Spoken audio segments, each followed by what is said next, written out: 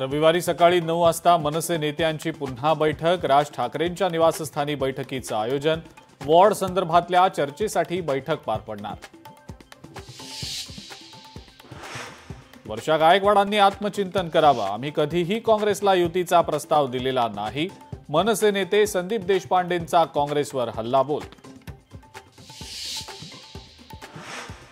खासदार सुप्रिया सुळे उद्या पुण्यातल्या नवले पुलाची पाहणी करणार। 2 दिवसांपूर्वी झालेल्या भीषण दुर्घटनेनंतर सुप्रिया सुळे राष्ट्रीय महामार्ग प्राधिकरण अधिकाऱ्यांसोबत करणार पाहणी।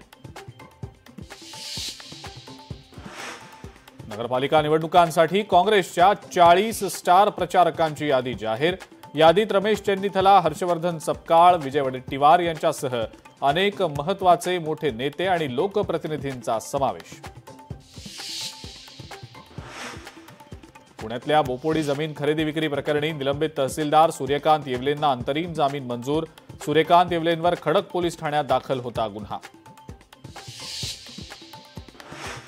नवी मुंबई आंतरराष्ट्रीय विमानतळ हवाई वाहतुकीसाठी आता सज्ज।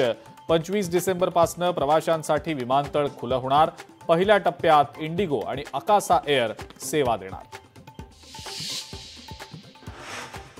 वर्ध्यात नकली नोटा छापणाऱ्यावर पोलिसांचा छापा। 500 रुपयांच्या 144 बनावट नोटा आणि इतर साहित्य जप्त। भाड्याच्या घरात सुरू होता नकली नोटा छापण्याचा प्रकार।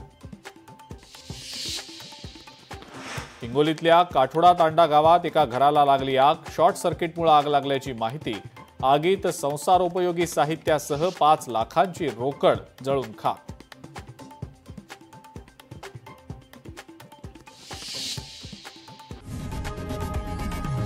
लोकशाही मराठी ऐका, पहा, जागरूक रहा।